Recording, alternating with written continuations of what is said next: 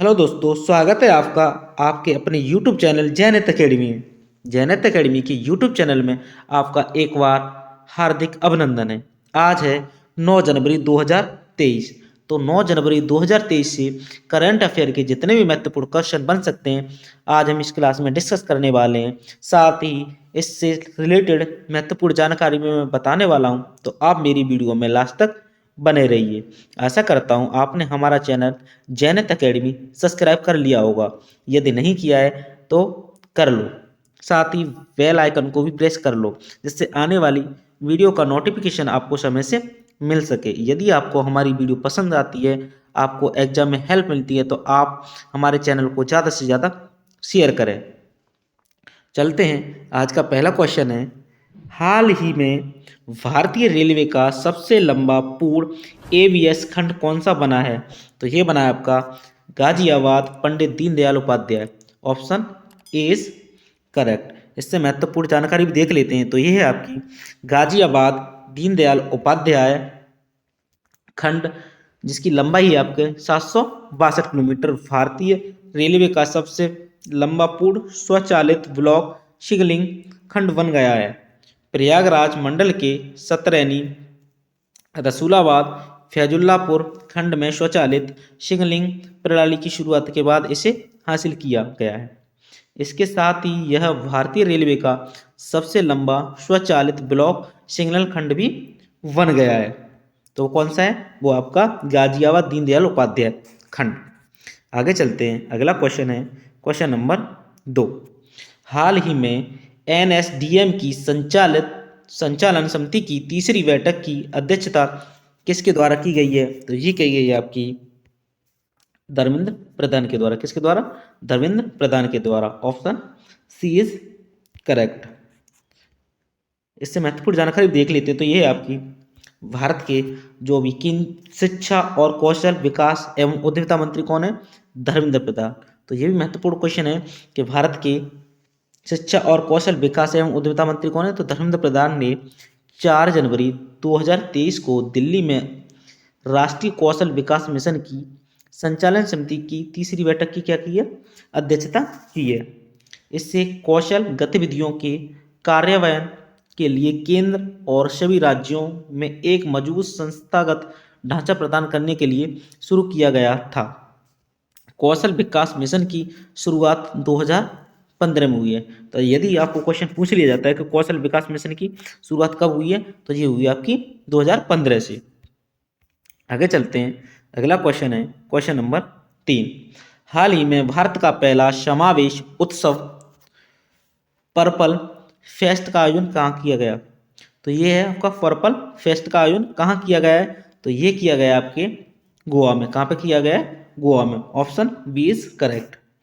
आगे चलते हैं, इससे महत्वपूर्ण जानकारी भी देख लेते हैं। तो ये है आपकी केंद्रीय मंत्री डॉक्टर वीरेंद्र कुमार ने गोवा में purple fest celebrating diversity Bharat का पहला समावेशी उत्सव का उद्घाटन किया है। इस कार्यक्रम में पैनल चर्चा, कलात्मक लाइव प्रदर्शन, बड़े डिस्प्ले, इमर्सिव एक्सपीरियंस जोन और अन्य गतिविधियां भी शामिल हैं। इन्होंने विकलांग व्यक्तियों के सशक्तिकरण से संबंधित मुद्दे पर 2 दिवसीय संवेदीकरण कार्यशाला का भी क्या किया है? उद्घाटन किया है। आगे चलते हैं, अगला क्वेश्चन है क्वेश्चन नंबर 4। हाल ही में केरल में 29 मोबाइल पशु चिकित्सा इकाइयों का उद्घाटन किसके द्वारा किया गया है? तो केरल में 29 मोबाइल पशु चिकित्सा इकाइयों का उद्घाटन किसके द्वारा किया गया? तो ये किया गया आपके पुरुषोत्तम रूपाल के द्वारा। किसके द्वारा किया गया? तो ये किया गया आपके पुरुषोत्तम रूपाल के द्वारा। Option C is correct. आगे चलते हैं, इससे महत्वपूर्ण जानकारी भी देख लेते हैं। तो यही आपके केंद्रीय मत्स्य पालन, पशुपालन और डेयरी मंत्री। तो वर्तमान में केंद्रीय मत्स्य पालन, पशुपालन और डेयरी मंत्री कौन है? तो ये आपके पुरुषोत्तम रूपाल। इन्होंने क्या किया है कि तिरुवनंतपुरम में 29 मोबाइल पशु चिकित्सा इकाई और केंद्रीकृत कॉल सेंटर का क्या किया है? उद्घाटन। और ये कहाँ पे किया है? ये किया है आपके केरल में। कॉल सेंटर पशु चिकित्सा संबंधी मुद्दों के समाधान के लिए वन स्टॉप सेंटर के रूप में कार्य करेगा। इन एमबीयू को एक कॉमन हेल्पलाइन नंबर कितना है ये 1962 के साथ एक केंद्रीकृत कॉल सेंटर के माध्यम से संचालित किया जाएगा। आगे चलते हैं, अगला क्वेश्चन है क्वेश्चन नंबर 5। हाल ही में भारत की पहली फॉर्मूला ई वर्ल्ड चैंपियनशिप रेस की मेजबानी कौन करेगा? तो ये कौन करेगा? तो ये करेंगे आपके हैदराबाद। कौन करेंगे? Hyderabad. Option A is correct. इससे महत्वपूर्ण तथ्य भी देख लेते हैं। तो यह है आपकी जानकारी। भारत में अब तक की पहली ABB FIA फॉर्मूला ई वर्ल्ड चैंपियनशिप रेस हैदराबाद में आयोजित की जानी है। फॉर्मूला ई वर्ल्ड चैंपियनशिप 11 फरवरी 2023 से आयोजित की जाएगी। सरकार का लक्ष्य फॉर्मूला ई वर्ल्ड चैंपियनशिप की मेजबानी करके हैदराबाद को दुनिया के शीर्ष शहरों में से एक बनाना है। इसका क्या है? ये एक लक्ष्य उद्देश्य। यह आयोजन जलवायु के अनुकूल होगा क्योंकि यह एक शुद्ध शून्य कार्बन क्या है? खेल है। आगे चलते हैं, अगला क्वेश्चन है क्वेश्चन नंबर 6। हाल ही में किस देश की वेलिंडा क्लार्क की सिडनी क्रिकेट ग्राउंड में कांस्य प्रतिमा प्राप्त करने वाली पहली महिला क्रिकेटर बनी है? तो ये कहाँ की है? तो ये है आपकी ऑस्ट्रेलिया की। कहाँ की है? ऑस्ट्रेलिया की। Option A correct. आगे चलते हैं, इससे महत्वपूर्ण जानकारी देख लेते हैं। तो यह है आपकी ऑस्ट्रेलिया की वेलिंडा क्लार्क ऑस्ट्रेलिया के सिडनी क्रिकेट ग्राउंड में उनके सम्मान में एक प्रतिभा प्राप्त करने वाली पहली महिला क्रिकेटर बन गई हैं। क्लार्क ने 15 टेस्ट 100 से अधिक सीमित ओवरों के मैच खेले और 1997 में डेनमार्क के खिलाफ एक दिवसीय अंतर्राष्ट्रीय मैचों में दोहरा शतक बनाने वाले पहले क्रिकेटर बने। उनकी कास्ट अब पूर्व कप्तान रिचर्ड बेनोद और स्टीव वॉ के साथ है। आगे चलते हैं, अगला क्वेश्चन है क्वेश्चन नंबर 7। हाल ही में किस बैंक द्वारा जहां वंदन वहां ट्रस्ट अभियान नामक शुरू किया है? जहां वंदन वहां ट्रस्ट, ये कौन सी बैंक है? तो ये है आपकी बंधन बैंक। कौन सी है? Bandhan bank. Option C is correct. इससे महत्वपूर्ण जानकारी भी देख लेते हैं। तो ये है आपकी बंधन बैंक ने बैंक के ब्रांड एम्बेसडर, बंधन बैंक के ब्रांड एम्बेसडर कौन है? तो ये है आपके सौरभ गांगुली के साथ जहां वंदन वहां ट्रस्ट अभियान क्या है? शुरू किया है। यह एक एकीकृत मार्केटिंग अभियान है जिसमें कंपनी ने उस विश्वास पर जोर दिया है जो ब्रांड 7 वर्षों की अवधि में बैंक के रूप में अर्जित करने में सक्षम रहा है। बंधन बैंक के CEO कौन है? तो वो आपके चंद्रशेखर घोष। कौन है? चंद्रशेखर घोष। और बंधन बैंक का मुख्यालय वो आपका कलकत्ता में। बंधन बैंक का मुख्यालय कहाँ है? कलकत्ता में। आगे चलते हैं, अगला क्वेश्चन है क्वेश्चन नंबर 8। हाल ही में प्राणेश एम भारत के कितनेवें ग्रैंड मास्टर बने हैं? तो कितने में ग्रैंड मास्टर बने हैं? तो ये बने हैं 79 नंबर के। कितने? 79 नंबर के। तो ऑप्शन बी इज करेक्ट। आगे चलते हैं, इससे महत्वपूर्ण जानकारी भी देख लेते हैं। तो ये है आपकी तमिलनाडु के प्राणेश एम भारत के 79वें ग्रैंड मास्टर बने। नॉर्वे KGM क्रोड ओलाव ओलसेन और के डल को हराने के बाद प्राणेश ने आवश्यक 2500 ELO रेटिंग प्राप्त की और खिलाफ के लिए अंतिम दौर में रिल्टन कप भी क्या है? जीता इन्होंने।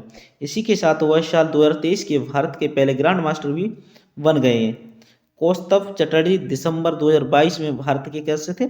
79वें ग्रैंड मास्टर बने थे। आगे चलते हैं, अगला क्वेश्चन है क्वेश्चन नंबर 9। हाल ही में दिल्ली में मुख्य सचिवों के दूसरे राष्ट्रीय सम्मेलन की मेजबानी किसके द्वारा की जाएगी? तो ये किसके द्वारा की जाएगी? तो ये की जाएगी आपकी PM मोदी के द्वारा। किसके द्वारा की जाएगी? तो ये की जाएगी आपकी PM Modi. Option A is correct. आगे चलते हैं, इससे महत्वपूर्ण जानकारी देख लेते हैं। यह है आपकी प्रधानमंत्री नरेंद्र मोदी 6 जनवरी से 7 जनवरी 2023 को दिल्ली में मुख्य सचिवों के दूसरे राष्ट्रीय सम्मेलन की क्या करेंगे? अध्यक्षता करेंगे।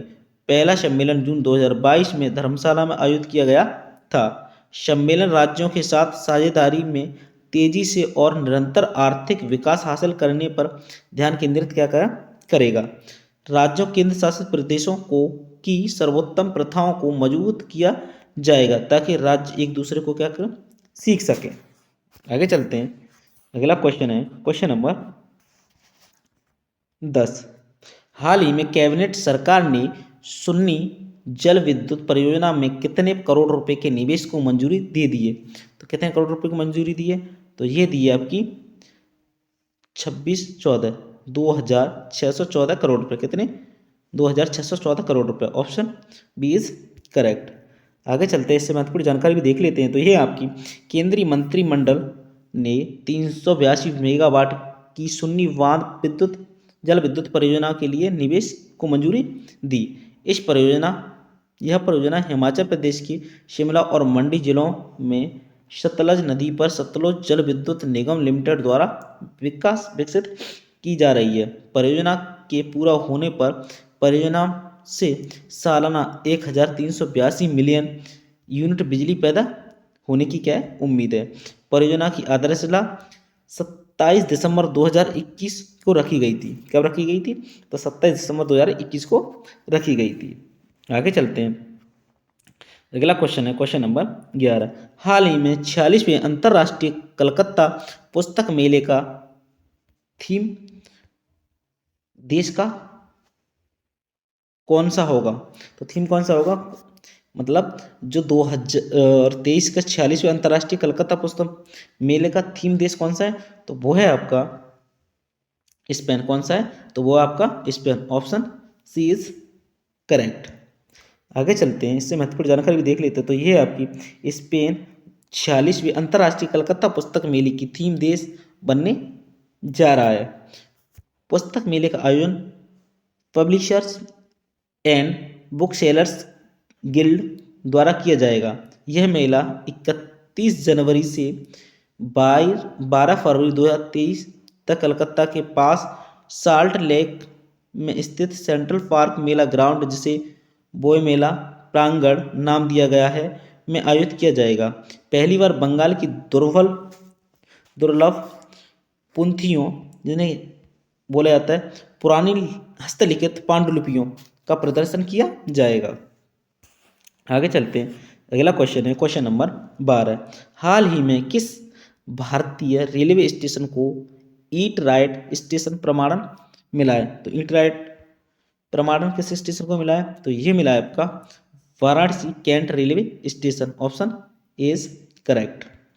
आगे चलते हैं, इससे महत्वपूर्ण जानकारी भी देख लेते हैं। तो ये आपकी वाराणसी कैंट रेलवे स्टेशन को यात्रियों को उच्च गुणवत्ता वाला पौष्टिक भोजन उपलब्ध कराने के लिए 5 स्टार ईट राइट स्टेशन प्रमाणन से सम्मानित किया गया है। यहीं दूसरा है आपका फैक्ट है, FSSAI द्वारा उन रेलवे स्टेशनों को ई फास्ट स्टेशन प्रमाणन प्रदान किया जाता है जिन्होंने यात्रियों को सुरक्षित और पौष्टिक भोजन प्रदान करने में उच्च मानक स्थापित किया है। मानक क्या है, स्थापित किया है। यह प्रमाणन ईस्ट राइट इंडिया पहल का क्या है, एक हिस्सा है। आगे चलते हैं, अगला क्वेश्चन है क्वेश्चन नंबर 13। हाल ही में केंद्र सरकार ने द रेजिडेंट्स फ्रंट मानक संगठन को किस संगठन के नाम से घोषित किया है। रेजिस्टेंस फ्रंट मानक संगठन को किसके नाम से घोषित किया है, तो ये किया है आपके आतंकवादी संगठन। क्या किया है, आतंकवादी संगठन के नाम से क्या है, घोषित किया है। आगे चलते हैं, इससे महत्वपूर्ण जानकारी भी देख लेते हैं। तो ये आपकी केंद्र ने गैर कानूनी गतिविधियों जैसे रोकथाम अधिनियम UAPA के तहत द रेजिस्टेंस फ्रंट TRF को एक आतंकवादी संगठन घोषित किया है। TRF 2019 में लश्कर ए तैयबा के एक प्रॉक्सी संगठन के रूप में अस्तित्व में आया था, जो एक प्रतिबंधित आतंकवादी क्या है, संगठन है। यह संगठन जम्मू कश्मीर में आतंकी गतिविधियों को बढ़ाने में क्या है, शामिल था। आगे चलते हैं, अगला क्वेश्चन है क्वेश्चन नंबर 14। हाल ही में स्पेस टेक स्टार्टअप्स की मदद के लिए भारतीय इसरो और किसके बीच क्या है, समझौता हुआ है। तो ये हुआ है आपका माइक्रोसॉफ्ट के बीच। किसके बीच हुआ है, माइक्रोसॉफ्ट के बीच। Option B is correct. इससे महत्वपूर्ण जानकारी भी देख लेते हैं। तो ये है आपकी भारतीय अंतरिक्ष अनुसंधान संगठन और माइक्रोसॉफ्ट ने जनवरी 2023 में भारतीय अंतरिक्ष तकनीकी स्टार्टअप की मदद के लिए एक समझौता ज्ञापन पर क्या किए, हस्ताक्षर किए हैं। माइक्रोसॉफ्ट स्पेस इंजीनियरिंग से लेकर क्लाउड टेक्नोलॉजी और मार्केटिंग तक के क्षेत्र में स्पेस टेक उद्यमियों को इस परामर्श सहायता प्रदान करेगा। इस समझौता ज्ञापन के माध्यम से इसरो द्वारा पहचाने गए space tech startups founders hub के लिए माइक्रोसॉफ्ट पर क्या ऑनबोर्ड किए हैं जाएंगे। आगे देखते हैं, अगला क्वेश्चन है और इस क्लास का ये लास्ट क्वेश्चन है। हाल ही में किस देश ने घट रही मधुमक्खियों के लिए दुनिया के पहले टीके को मंजूरी दी है? तो ये है आपका अमेरिका। क्या है ये, कौन सा देश है? तो वो है आपका अमेरिका देश। Option C is correct. आगे चलते हैं, इससे महत्वपूर्ण जानकारी देख लेते हैं। तो यह है आपकी अमेरिकी फॉल ब्रूड रोग से सुरक्षा के लिए अमेरिका ने मधुमक्खियों के लिए अब तक के पहले टीके को क्या दिए, मंजूरी दी है। वर्कर मधुमक्खियों द्वारा रानी मधुमक्खियों को दिए जाने वाले रॉयल जेली फीड के साथ वैक्सीन को प्रशासित किया जाएगा। विकसित हो रहे मधुमक्खियों के लार्वा में फूड रूट रोग के प्रति प्रतिरोधक क्षमता होगी जब वे अंडे से निकलेंगे। फाउल ब्रूड एक संक्रामक रोग है जो बैक्टीरियम बेसिलस लार्वा के कारण होता है। आशा करता हूँ दोस्तों आपको वीडियो बहुत ज़्यादा पसंद आई होगी। यदि हमारी वीडियो पसंद आती है तो हमारे चैनल को लाइक करें और ऐसी वीडियो और पाने के लिए आप हमें कमेंट कर सकते हैं, तो आपको हम वो सारी वीडियो आपको प्रोवाइड करा दें। धन्यवाद दोस्तों।